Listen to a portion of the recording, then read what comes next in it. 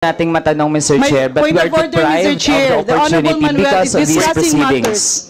Point of order, Mr. Chair. He's out of order. We're not discussing NTFL Kakir. As part of the long-standing tradition and practice of the House of Representatives and Committee on Appropriations to extend parliamentary courtesy of the Office of the President I object, and recognition of his distinguished role and significance in government, I move that we terminate the budget hearing of the Office of the President. Is there a second I to the object, motion? Mr. Chair. Mr. Chair, Is let there me any explain the objection? objection. I object, Mr. Chair. Yes. Objection.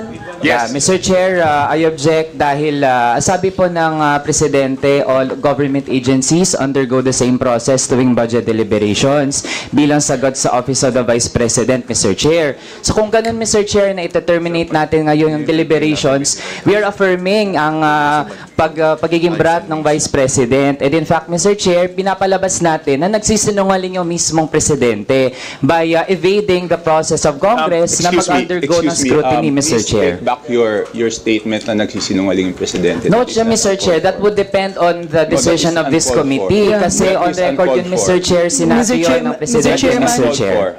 Mr. Chairman, Yes. I move that we delete the statement nagsisinungaling ang Presidente. That's very unparliamentary. So move, Mr. I did not say that, Mr. Chair. I said Okay, that order would please, depend order. on the actions of this Order. committee, Mr. Chair. Yeah, but we have to delete that portion where you're insinuating that there will be pagsisinungaling if we follow tradition. No, because everything that is tackled in this committee and everything in the House is voted upon by the majority. So whatever the majority rules on does not mean that there is pagsisinungaling. It is just the will of the majority by which a democracy performs. Okay? So since you have an objection, we will now divide the House. All those. Mr. Chairman? Yes. Mr. Chairman? Yes. You're correct.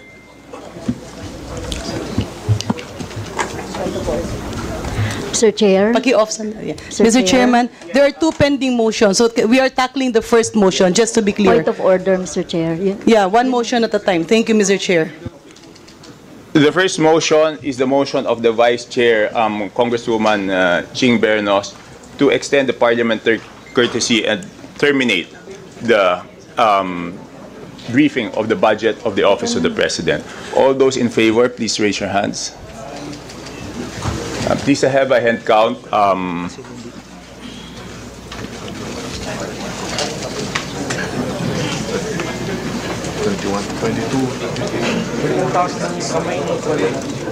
Yung hindi may...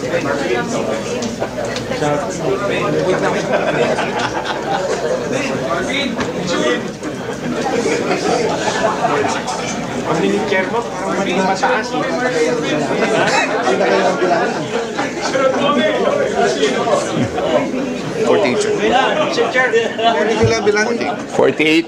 Forty-eight are in favor of the motion. How many are against the motion? 48 are against, and 48 are in favor, and 3 are against. The motion is carried. The budget of the Office of the President is hereby. Point of order, Mr. Chair. Yes, what is the point of order? Yes, Mr. Chair. Mr. Chair, Section 104, questions of privilege, Mr. Chair. Questions of privilege are urgent matters directly and indirectly and principally affecting the duties, conduct, rights, privileges, dignity, integrity, or reputation of the House of its members, individually or collectively, subject to 10-minute rule. Every member has the right to raise a question of personal or collective privilege, Mr. Chair. Gusto po naming makapagsalita, gusto po naming makapagtanong mula sa Makabayan Block dahil meron po kaming mga crucial na tanong kaugnay dito, like the foreign policy, like the Kibuloy issue, like the unprogrammed appropriations issues, Mr. Chair. So, Mr. Chair, pwede po bang mag-ruling kayo doon muna, Mr. Chair? Yes, the chair will rule on the point of order. No? According to Section 105, the definition is correct. But this is not the proper venue to raise a question of privilege. The proper venue to raise a point of privilege is the plenary. So, Congressman Brosas, you can raise your question of privilege this afternoon at 3 p.m. at the plenary. Mr. That Chair. is the ruling of the chair. Mr. Chairman, I have a Mr. pending Chair, motion. mapiling. Point of order, Mr. Chair. I have a pending motion that should be ruled. Hold on. So the chair has ruled on the point of order. Yes, Mr. Chair. I am appealing, Mr. Chair, kasi sinasabi po natin na kailangan sa plenary. But Mr. Chair, ang rules naman natin ay for all, Mr. Chair. So, we are appealing from the Makabayan Bloc na makapagsalita po at makapagtanong. Point Kasi of po, order, Mr. Chair. Hold I have on. a pending motion. She has the floor. We will let her finish, then I will recognize Congressman Jarin. So we will let Congressman Brosas finish. yes, Mr. Chair, I am appealing to the Chair, Mr. Chair, na baguhin naman na magkaroon no, ng mga questions dito sa Office of the President, Mr. Chair. Gusto pong malaman ng taong bayan yung mga tanong na ito. Gusto po namin makapagsalita dito, Mr. Chair. So, Mr. Chair, can you rule on this also, Mr. Chair? Okay, as previously ruled by the chair, the proper forum for the question of privilege is the plenary. So I would like to recommend to the Honorable Arlene Brosas that if there is a question of privilege, to raise it this afternoon at 3 p.m. Mr. Chair, So the that is the appeal... That is the ruling of the chair, and that is the ruling on the appeal. Mr. Chair, Anyway, the appeal is subject for voting, Mr. Chair. No, the Congressman Brosas, wait, there is a pending motion. Now that I have ruled on your point of order, I will go back first to the pending motion of Congresswoman Garin. Mr. Chair? Yeah, Mr. Chairman, allow Hold me on, to hold on. reiterate. Okay, Mr. Chair. Sandali po. Kasi kayo, kanina, Mr. Chair, you have, you asked for the votes. Opo. Noong mga nag-approve, Opo. terminate the, Opo. and we object. Can you give us time to explain our vote why we object, Mr. Chair? Teka po, sandali lang po. I will recognize first Congressman Garin, and then we will get back to you. Yes, Congresswoman Garin. Thank you very much, Mr. Chair. Allow me to reiterate my prior motion that the statement of the Honorable Raul Manuel, specifically the terms pagsisinungaling, be deleted from the records.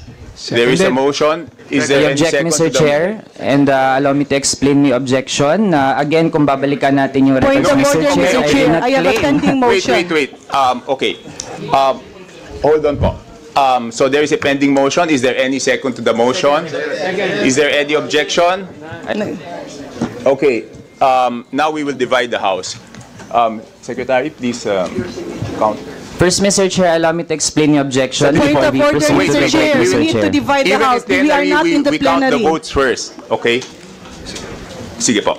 Please raise the hands of those in favor of the motion.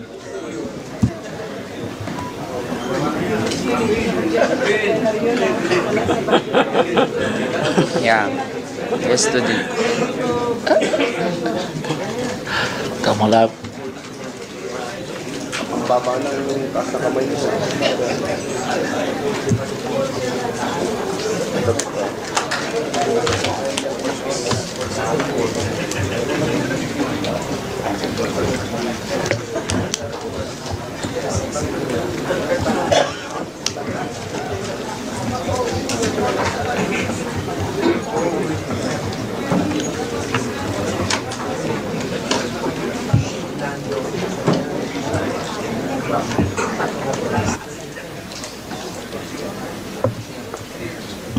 $51 are in favor of the motion, and please count those who are against. 3, sir. 3 are against. The motion is carried. And now, Mr. Chair, allow me to explain why I voted no. Then again, Mr. Chair, the statement that I quoted comes directly from the President. Na-quote po yan sa media. And Mr. Chair, the actions of this committee will determine kung totoo ba yung sinabi ng Presidente o hindi, Mr. Chair.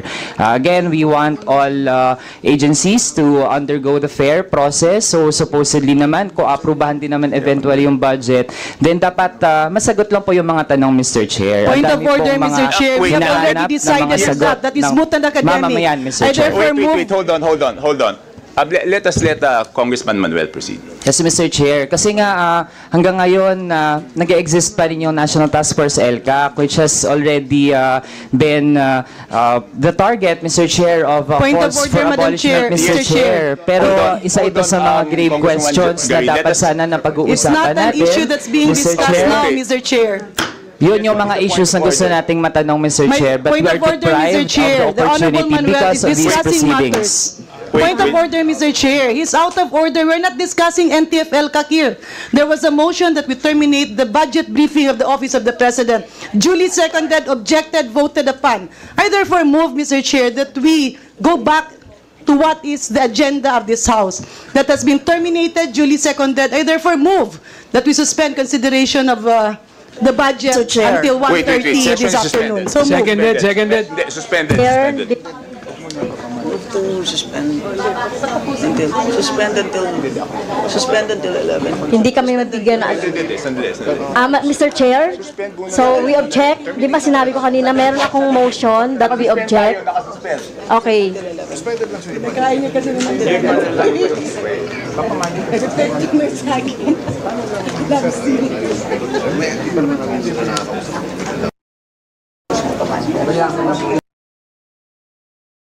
Mr. Chairman, with due courtesy to the Honorable Manuel, because I believe they would like to have a manifestation, I move, allow me to withdraw my motion to suspend the budget briefing, and it's until 1:30. So therefore, I withdraw that motion, Mr. Chair, to allow the quick manifestation of the Honorable Manuel.